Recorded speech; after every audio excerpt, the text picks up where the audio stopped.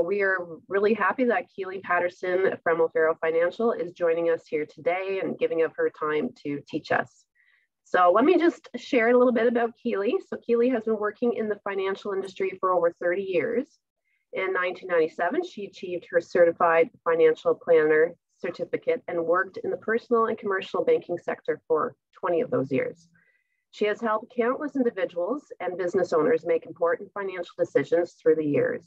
So it was a perfect match when she joined O'Farrell Financial in the spring of 2009. As a certified financial planner at O'Farrell Financial, Keely spends her days understanding what is truly important to her clients. She then designs ways to help them attain the lifestyle that they want, the protection that they need, and achieve the clarity to make great decisions for their businesses, for the next generation and beyond. Keely and her husband, Jim, have enjoyed watching their 5 children grow and have careers and families of their own. Keely understands what it is like to juggle a busy household, a busy career, and be active in the community. Her ability to do this speaks to her energy, her focus, and her efficiency. You can count on all 3 when you work with Keely. Thank you, Keely, for being here today, and I will pass it on to you. Oh, first, I just want to as well thank our partner in crime, Cindy she was as well promoting this workshop and joining us in the collaborative efforts to get this out there.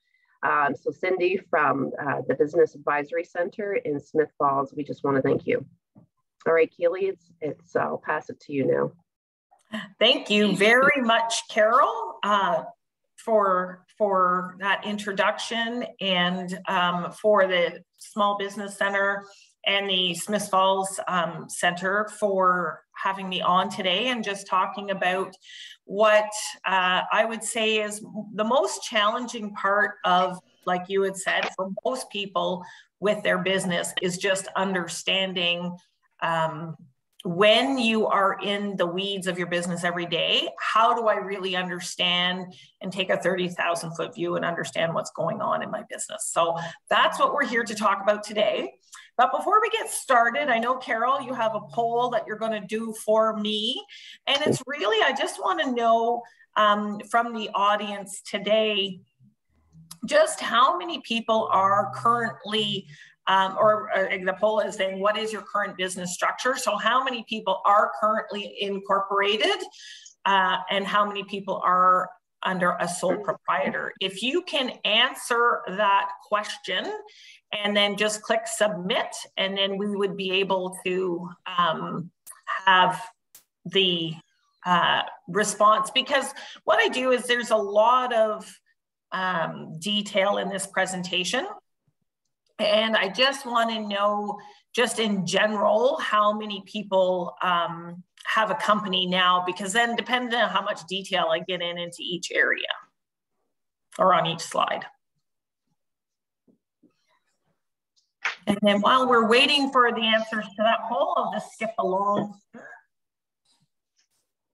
Most 88% are incorporated. That's fantastic. Okay, so one is sole proprietor. So the 1 or 2 maybe. So the people that are sole proprietor on this presentation today, if I tend to go a little quickly, or if I find that you don't quite understand, please stop, ask questions. But it is about a 45-minute presentation. And if I find that you need more of a one-on-one session, I'm happy to do that, right? Like if we want to have a phone call or a separate meeting to go over information that you have, I'm happy to do that. So just know that this is the presentation, but if anybody wants to meet afterwards and go through any information or any other questions, again, happy to provide. Carol, and I think at the end we'll provide my contact information. So please go ahead. So it's an open forum, so ask questions as you go, either in the chat box, and then Carol can just let me know as questions come in, or at the end we're going to have a question period as well. So I'll leave that up to everybody, how you want to handle the information you're getting.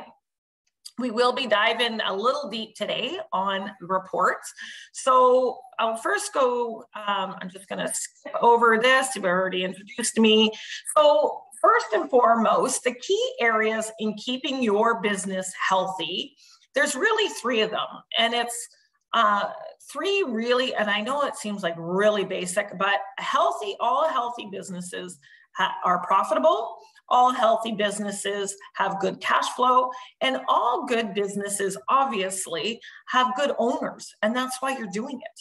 So this is really the golden egg, and what we call in our firm of a thriving business.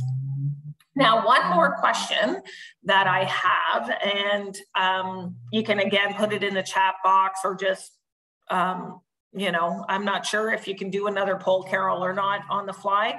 But another one is how many of the people on this presentation today know the difference or actually track your profit and cash flow separately? Who does profit reports and who does cash reports? So I'll leave that with Carol for a moment. If you can do that, Carol, great. If not, even just with a show of hands, if anybody can just let me know what, or any comment on that.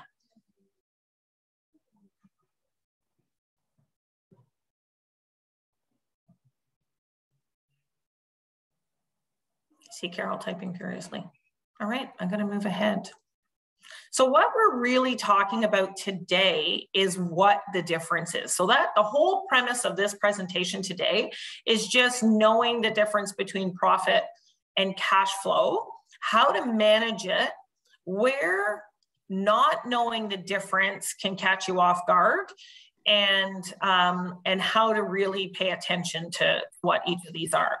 So really basics, everybody, you know, I'm sure is aware of this. So how many of you track your profit and cash flow separately? Thank you.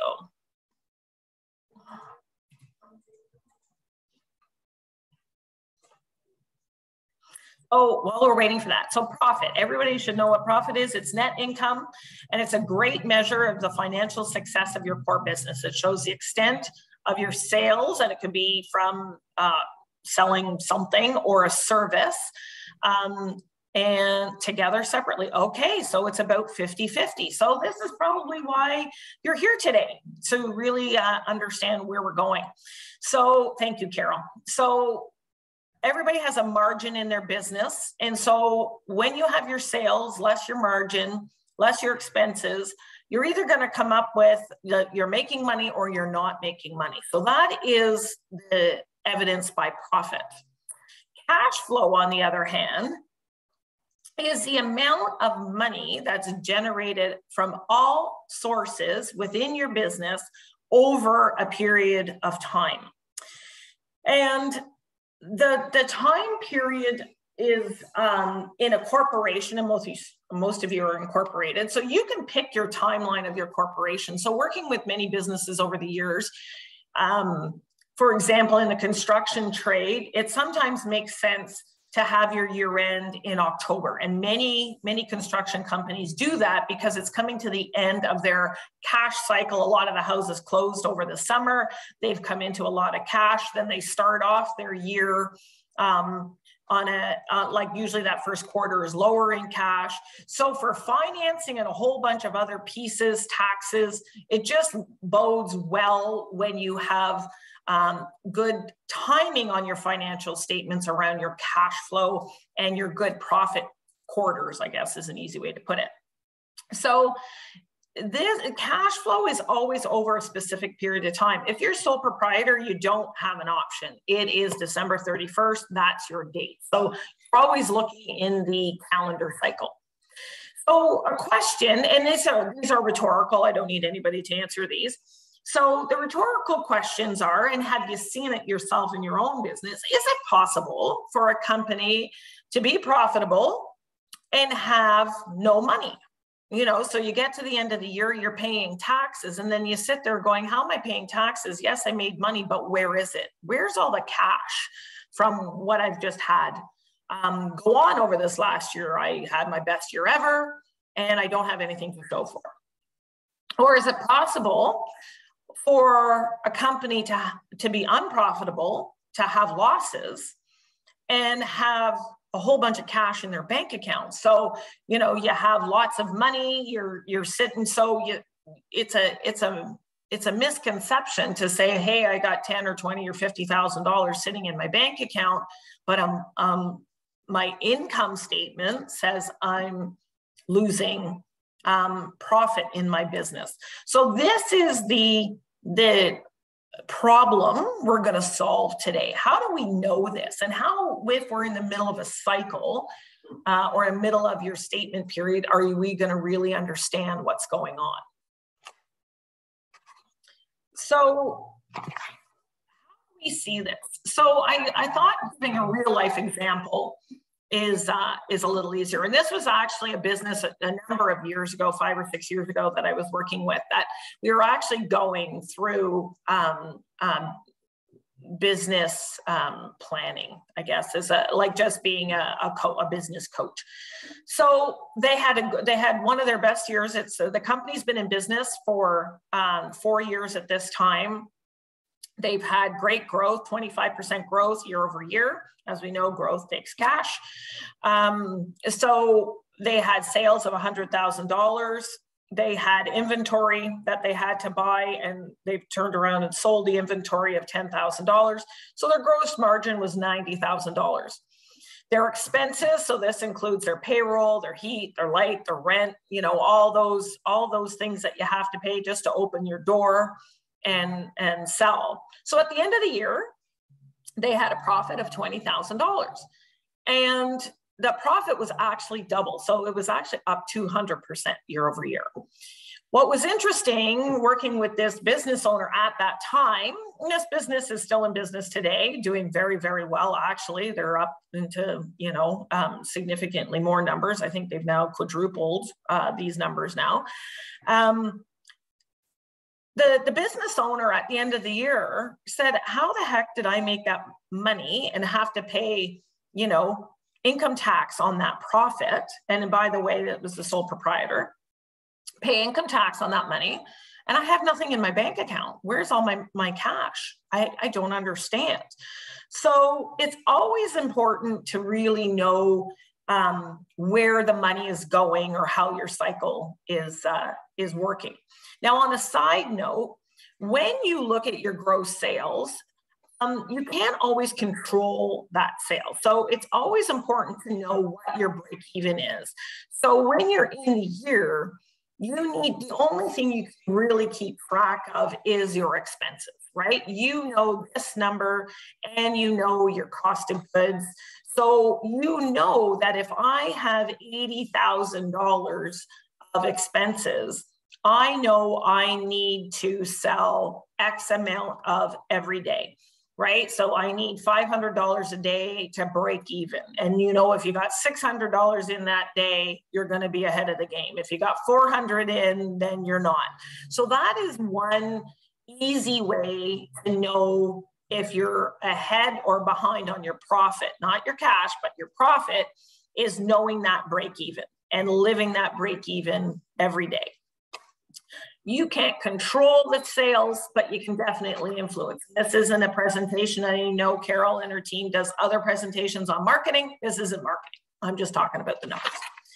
So this business had a $20,000 profit. Now let's go to the other side. So how could they have this profit but no cash? So now we're going to, and if you haven't heard this term before, sources and uses of cash, it's terms that we use in the finance world. When you are, because some businesses, you can finance on your profit or you can finance on your cash flow. So it's when you're looking at cash flow, you always want to know where the money's coming from, the source, and where it's going to, the use. And not all of this is on your income statement. Actually, your cash flow is mostly not on your income statement. You will not find it on your income and expenses. You typically find it on another report, and that's a question that's coming up.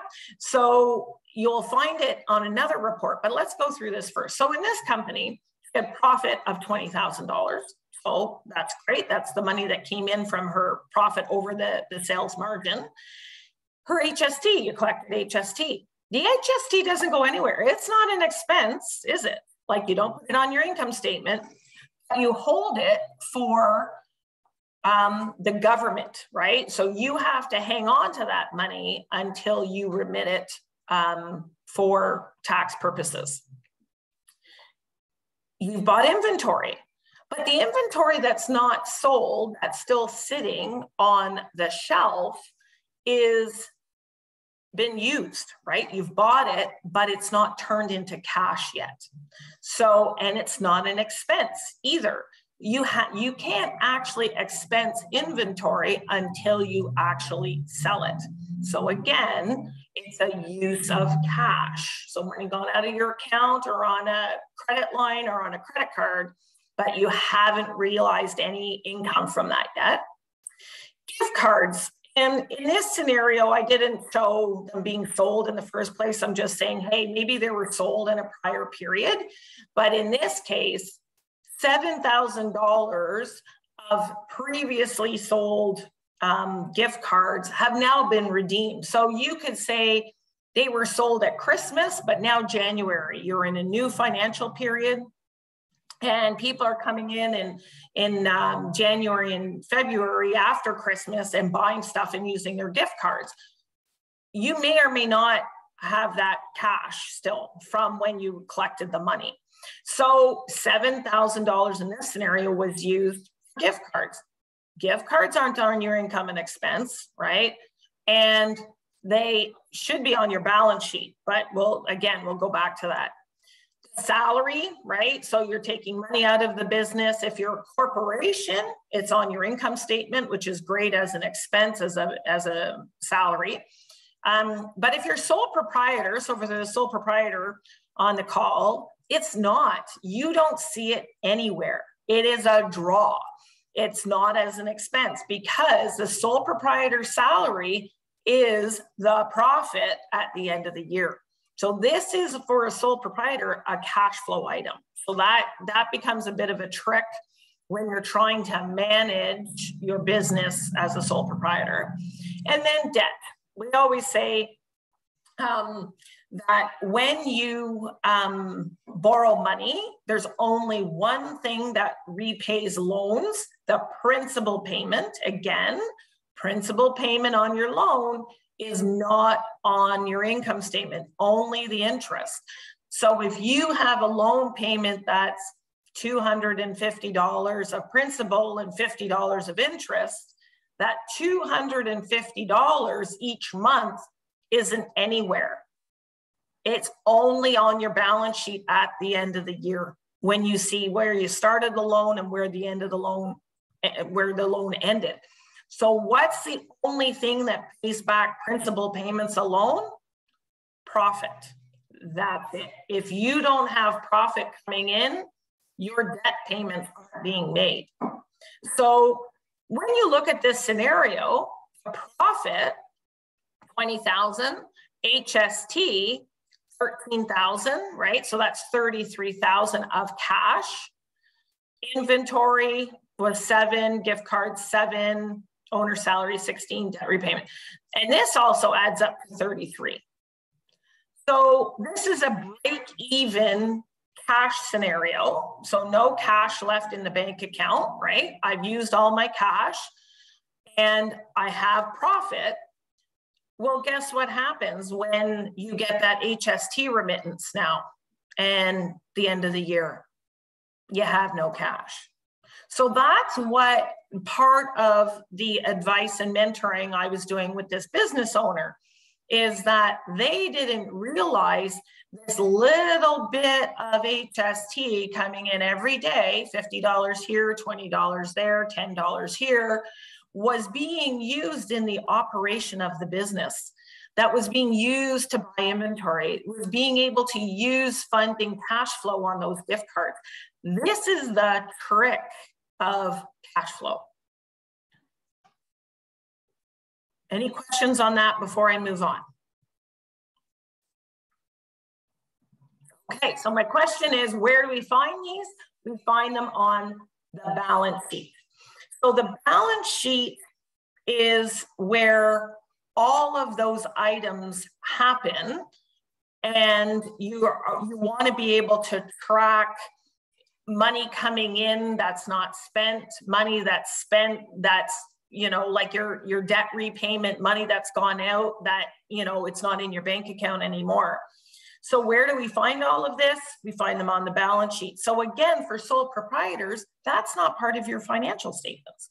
So how do we track it? Well, you can actually, in your Simply or QuickBooks software, create a balance sheet. So just because you're a sole proprietor and you don't have to, it's not a requirement, it's not reporting for the government. It is really, really good for cash flow purposes to be able to do that, because otherwise, very difficult to track what's really going on in the business.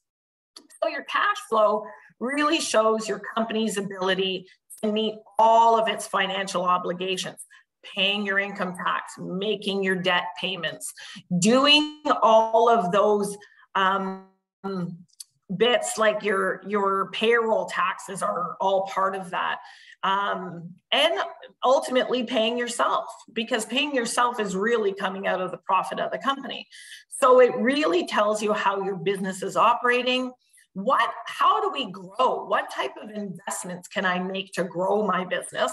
And ultimately, if somebody else is looking at my business, whether it be a bank, Community Futures, the government, there's lots of grants going on right now, or an investor, how are they going to look at how my business is operating? So it really encompasses all of these different activities. And really, ultimately, how are you keeping track of cash? So profit is one measure of success in a business, but the other really is cash flow, and liquidity is a big measure of financial success. So we see how quickly all the money in it, and every day, right? So we personally or business-wise, you see all this money come into your account and then you blink and it's gone, right? Like, where is the money going? Really, doing the bank reconciliation is really the cash flow statement. Now, that is really basic, like that's a basic statement, because when you're doing your bank rec, you see your sales coming in, you see your expenses, and then there are going to be those items every day, every month that aren't on that income statement that we've already talked about. So it is really, when you're doing that bank rec, where do all those balls go? And it's just being able to keep track of all your different buckets and where all of that is happening. So a cash flow, when you're doing that bank rec, it really links that profit and loss statement to the balance sheet. And that is the one statement that ties those two statements together.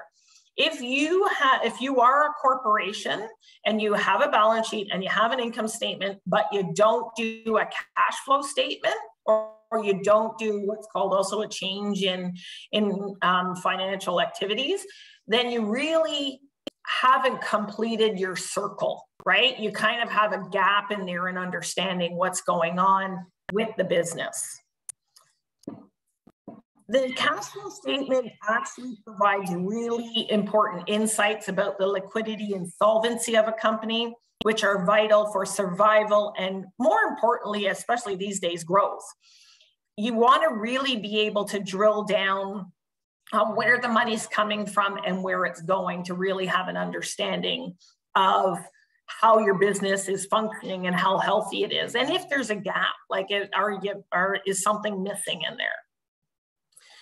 Going on to financial statements. So there are basically 4 types of financial statements. So for the person that is a sole proprietor on the call today, you would only actually see likely this one report unless you know, you've done really well and your business is great and you have a good accountant and you're actually doing the balance sheet as well. So like I said, just because you're a sole proprietor doesn't mean you can't do these. You absolutely can. It's just not a reporting requirement for CRA. Under a corporation, you have to do a balance sheet and an income statement. Well, there's 4 types of statements. So here they are. We have the cash flow, the balance sheet, income and expense report, and the statement of financial change. So I've alluded to all of these already. So let's go through them in a little bit more detail. What's the balance sheet for?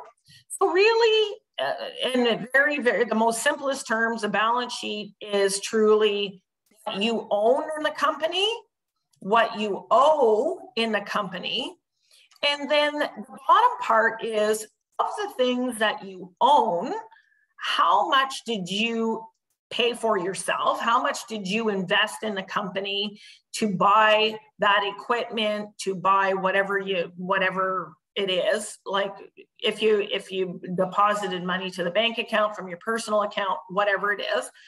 And from the cycle of your business, from your income and expense statement, all that profit, how much has the company given back to you in profits? So that's retained earnings and the owner's equity. Owner's equity is always money you've put in and invested in your business. Retained earnings are the money the business has earned itself from profits that have come from previous years. So when you look at the math on a balance sheet always, funny enough, it's called balance, always has to balance.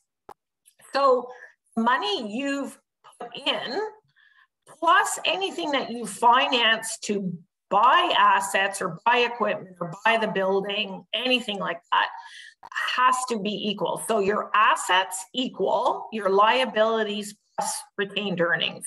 So current liabilities, these 4 always have to equal these 2. I'm not drilling down, it's not a financial statement presentation today. I'm not really drilling down on the difference between current assets and fixed and current liabilities. Really, the main difference is less than a year, longer than a year in the chains to get this asset to go to cash. And it's funny, everything has to do with a cash cycle. So your current liabilities is cash that you need to pay bills within a year. Your current assets is cash that you have on hand that you can use to pay or take out that's liquid less than a year. And then everything else is longer than a 1-year period. So that's a quick overview of a balance sheet. Your income, this is probably the statement everyone is most familiar with, is your income statement that shows revenues and expenses and then ultimately profit or loss, depending on how your year has been. A real interesting piece over the last couple of years with COVID is not just the grants, but the CEBA loan and the grants that they've been giving on payroll. So a lot of businesses are showing nice profits, but when you're going for financing or really pulling that government support off their income statement and ultimately off their balance sheet, it's really looking, how did you do over the last couple of years? Did your business thrive? Were you able to reset yourself and make it through these really challenging times the last couple of years? Or has the only way you've survived and you're here today because of that support network, whether it be grants, loans, whatever it is. So that's an interesting exercise to go through because it just tells you more about how your business is managing through more difficult times. And more importantly, if you're looking to borrow money or get funding, they being the eyes of those funders or the banks will be pulling that extra money out. They'll pull the grant money out, they'll pull the loan money out, and they'll want to see how you can debt service or what your debt to equity is without that. So it's really important for you to know and not be blindsided when you get asked the question, hey, you know, it looks like you threw off a loss here when we pull out the loans or the grants. How are you going to manage that in the future? Is your business changed? Are you recouping your sales? What do your margins look like? So those are the things that you always need to be cognizant of, and which is always on your income statement. So the income statement always provides a lot of great ratios. In the investment world, this is where most of the ratios come from. Is around we're always waiting for profit reports, and because only profits pay dividends or can grow the company. And when you're hiring or you're needing more inventory, that's where your cash is coming from. Key ratios that we look at, and the big thing with an income statement, it's always a time period. So income statement is always usually a 12-month period. Obviously, you can pull off reports that are shorter than that, but it's usually a 12-month period.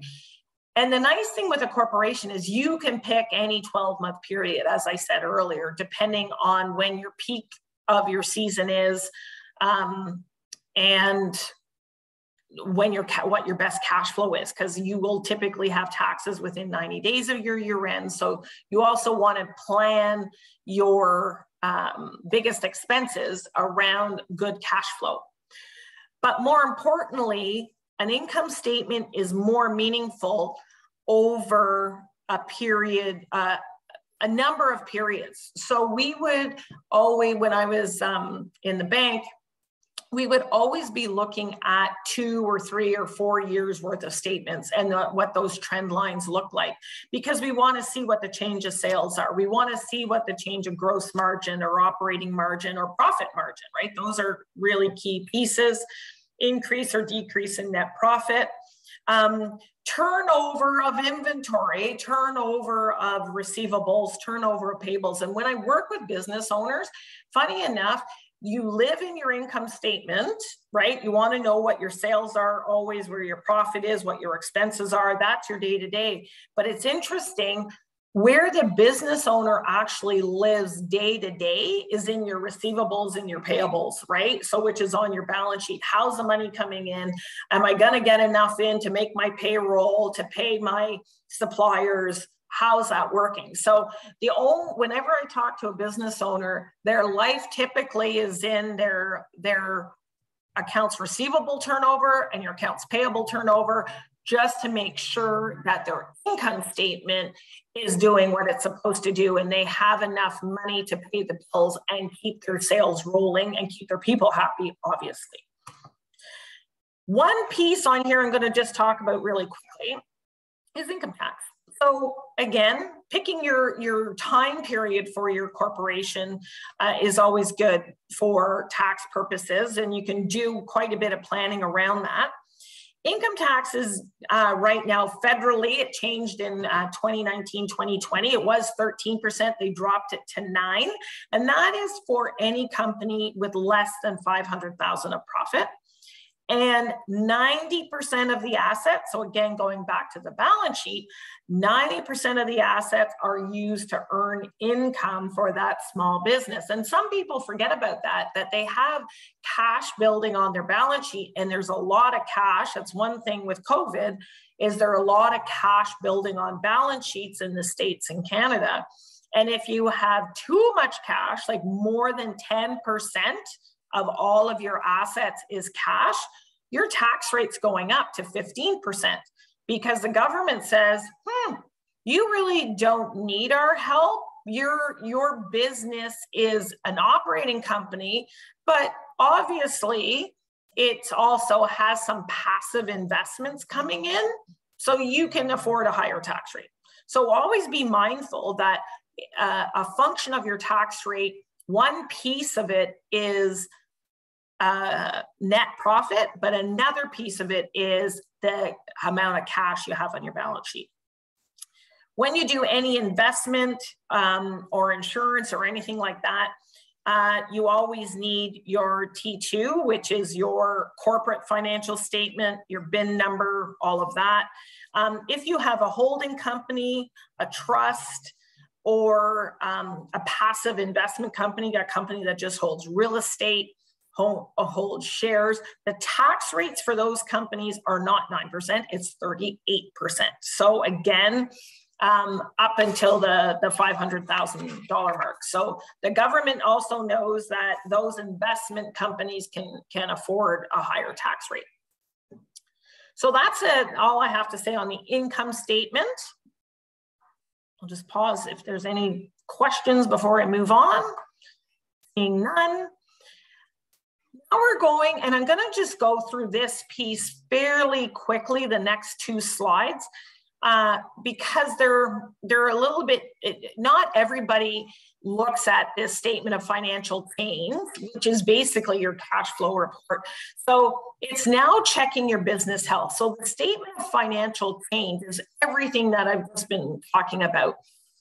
It links everything that's gone on in your business through the year from, let's just use a calendar year, January 1st to December 31st. Your balance sheet is one day in time. Your balance sheet is December 31st. So when you look at your balance sheet, how do you actually know everything that's gone on in the business in that period of time if it's just literally a photograph? It's just what is my bank account balance today? What equipment do I own? What investments do I have? This is today. It's literally one day. Your income statements all year. So this report connects the two. It actually then explains to the reader or the owner or the bank, whoever, what actually went on. How did the business owner, so when I was a lender at the bank, a commercial account manager, and today as an advisor working with business owners, this is the report I always go to. I look at this one first because it tells me the story. This is your story of the year in the life of this business. This is the story on how the owner of the business manages the company. And you can see really clearly how that went. So it talks about their profit or losses. There's always amortization, right? And I didn't talk about amortization. Amortization depreciation is a non-cash expense. So that's another way to get money that's on your income statement, but there's nothing in your bank account. So that's a source of cash. How share capital reserves just means, did the owner put money in? Was there an investment by the owner, or did they take extra money out? The CRA lately, and this just for FYI, CRA lately has allowed to do what's called dividend stripping or capital dividend stripping. And there is a tax play that you could actually do. It's a complicated, that's why we let the accountants do it. It's a complicated equation, but if you have excess cash built up in your company, you were allowed to take out some of that excess cash at a very, very reasonable or tax-free rate. So there's been a lot of that going on. This would be in the share capital. It would be in the dividend payments. Did you buy or sell any equipment, right? Gains or losses in equity. So gains or losses in your fixed assets. Did you buy a building, sell a building, buy a truck, sell a truck, anything like that? And this also tells you what is everything accurate, right? Has there been any mistakes over time? And what does that look like if there has been, because that usually is a red flag. But if it's all good, this just, and funny enough, how we balance, what this report actually does is take your bank account balance on the first day. So let's again use January 1st. Bank account balance was $10,300.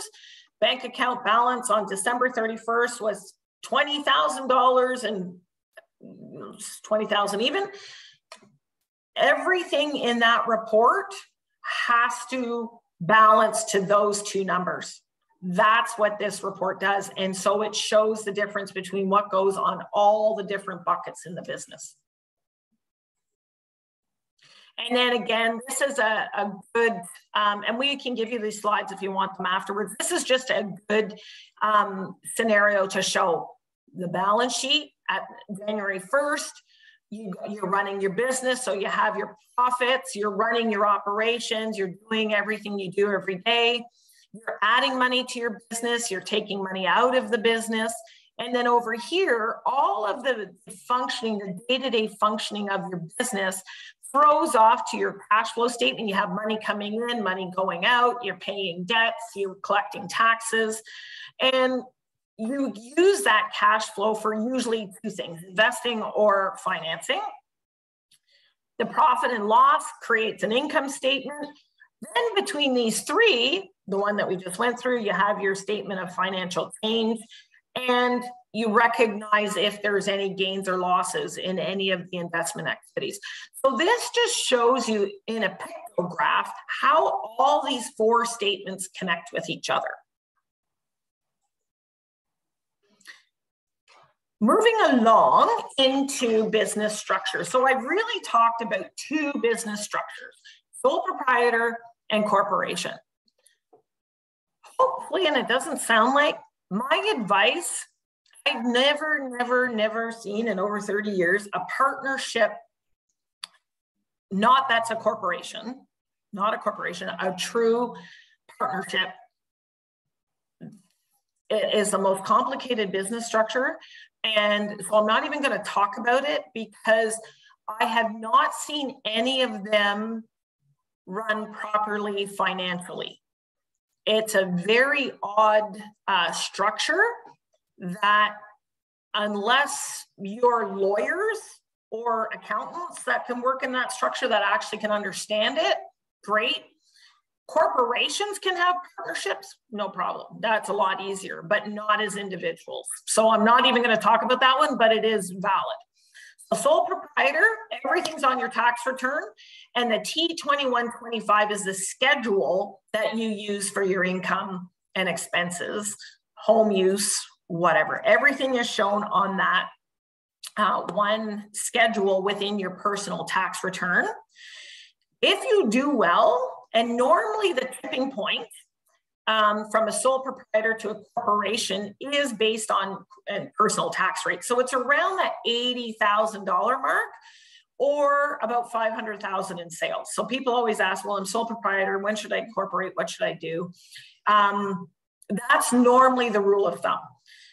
Coming across a few scenarios that if you have a busy business and there's a lot of different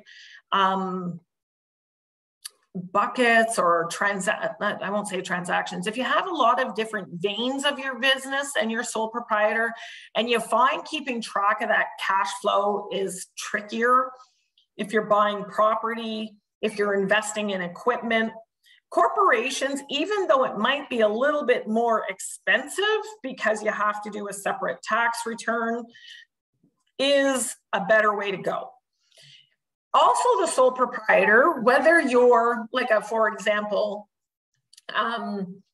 client may have profit of $20,000, but they actually cash flowed out of their business $40,000 of income. Well, if you want to go buy a home or buy a car, on your tax return, when you're financing, that's the number they're going to use. They're going to use $16,000. So even though you took a salary of 40, you're not going to get credit for the 40. You're only going to get credit for the 16. Same sort of scenario when I had clients that are still our clients in a partnership. They were actually paying taxes on $100,000 of profit each, but only taking out a salary of 60. So they were actually paying a higher amount of tax than what they were actually living on.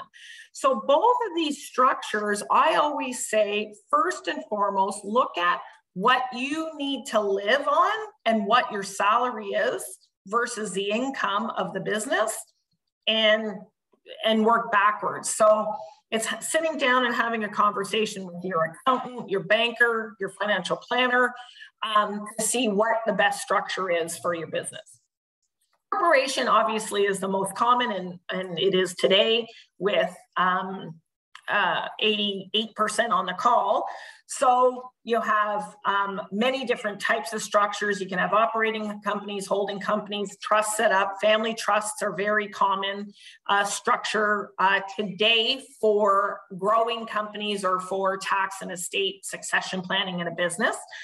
And there are so many tax advantages and share structure opportunity. The biggest one and why a corporation is a good structure is the capital gains exemption. So right now you have over $900,000 available to all shareholders of a corporation, that when you sell, you get the first $900,000 tax-free. That is a big incentive on owning a corporation. So it may pay you a little bit along the way or a little bit to set it up, but the biggest advantage is if you're growing the company, passing it on to somebody in the family or passing it on to a key person in the business or selling it out in the open market, you have the opportunity to set up a really good structure that you can get some or all of the sale of your business tax-free. During the last few years, just because, again, in demographically, 60% of business owners are going to be selling their business over the next 5 years. We have had working with a number of companies that have sold. And we're finding that anybody that's into that $2 to $3 million sale mark, more than one owner or spouses, effectively almost the whole sale is tax-free. Between using your exemption for 2 people, RSP room, different strategies with dividending.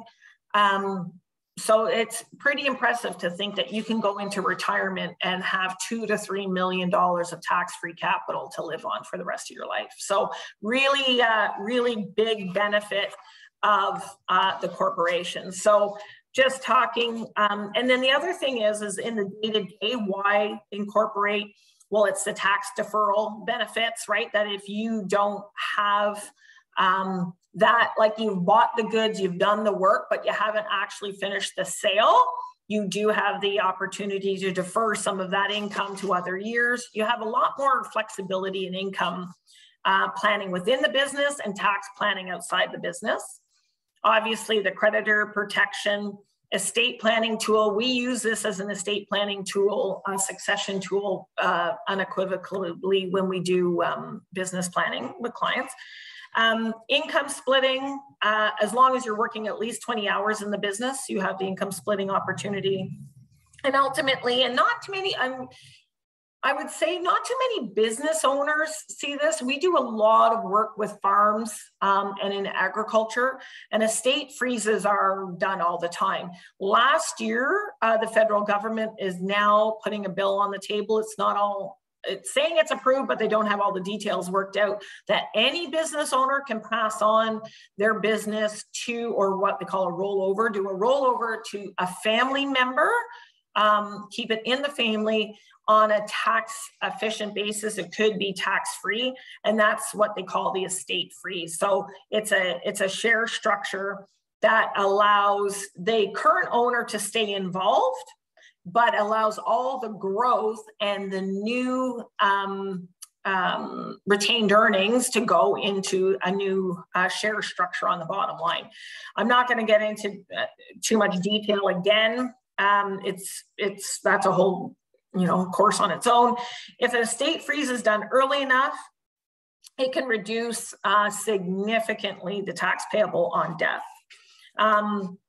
Holding companies are not a tax haven, but they offer excellent opportunities to be able to do business structuring. So going back to any of these things, the creditor protection, the tax deferrals, the income splitting, those are normally done with more than one company structure. So those are the different types of business structures. And basically my last slide is why a corporation. So going back to cash flow, and why and how you keep your business healthy between cash flow and I'll go with this one. Keep your business healthy between profit and cash flow, because a corporation really can keep those separate. So keeping your tax money in a separate bank account. So these are kind of tips and tricks on how to really keep the difference. And this is one of my mantras whenever I do business mentoring, is as soon as you get that HST in, as soon as you've done your payroll, as soon as you have any of that money come in, if you're a small business and you just find you're always getting caught on trying to manage your cash, as soon as you get any of that money, usually weekly, you don't have to do it daily, but on a weekly basis, put it in a separate bank account. Just leave it there, and then you know, as it builds, once you've done your remittances, whatever's left in there is yours. Just-in-time inventory. I was thinking about that with COVID. You know, there was a lot of money was always sitting on a balance sheet in inventory. So that's why so many companies, car dealers especially, home hardware, like you just see them in the large companies, Canadian Tire, went to just-in-time inventory. So I don't have to sit on all this cash or have all this cash to buy inventory that I'm going to watch sitting on my shelves. Well, isn't it funny with COVID? All of that just-in-time inventory came to a grinding halt.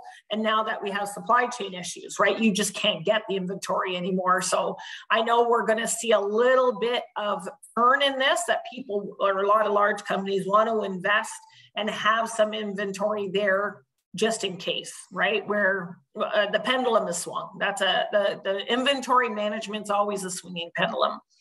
Gift cards, no different than your tax money. If you have a business that you do a lot of business with gift cards, keep it in a separate account. And then like we showed earlier, that $7,000, when people are coming in to redeem that gift card, then you have that cash. So if they come in and redeem a $100 gift card, we'll take the $100, or again, do it weekly from the other account and put it in. So you always have the right cash flow. Now your profit pays the debt and your owner's salary, and you have the money put aside to pay your taxes. And your bank account, you're reconciles. You're never short cash, and you always will know where your profit is tracking because your cash flow is managed properly. I do have resources on some links that I can share afterwards as well. But that is really the end. So again, going back to where we started, profit, cash flow, and you watching those two balls, or I call it all the spinning plates in your business, are really the key to keeping your business healthy. And that's all I got for today, Carol. All right, thank you so much, Keely. Does anyone have any questions at all? Now's your chance, because yeah, I'm sure there's no silly question. As business owners, we all deal with probably similar struggles. And thank you, Ashley. Ashley has you're Ashley Hill from Podium Sports. Would love to dive deeper too, and I would love to dive deeper with you. So happy to have a conversation, and that is an open invitation. So I'm happy to provide a 1-hour session to anybody that's joined today on this call to just sit and either, like I said, a Zoom meeting, a phone call, in person. We've been doing in person for all these 2 years. We have different locations, so I'm not sure if you're located in Brockville, Kemptville, but we have offices, and maybe I'll back up a little bit. So O'Farrell Financial, we have 5 offices: Renfrew, Kemptville, Winchester, Cornwall, and Brockville. We have 40 staff and 10 advisors. So I am the business specialist in the firm with Sarah and Hugh. There's 3 of us. So we specialize in working with clients that want to do business planning, and more importantly, when they move on and there's so much transition in business right now, that's where we specialize in going all to these structures. And it's so important where we dive into that profit and cash flow. So that is really, really important when you're looking at transitioning your business. All right. So I have your email here. I'm just putting into the chat group here, Keely. If there's anything else you want to add, you can go ahead. But thank you everyone for coming. And this has been recorded, so we will get the recording out to everyone, and you can go through it because there was a lot packed in here. Thank you, Keely. It was very apparent you know this stuff inside and out. So if you get a chance to take Keely up on her offer to have that hour session, I know you won't be disappointed. All right, thank you everyone. And if there's nothing else, then have a great rest of your day. Thank you, Carol, and thank you for the business team, you and Jeanette and Smith Falls for having me on today. And like I said, look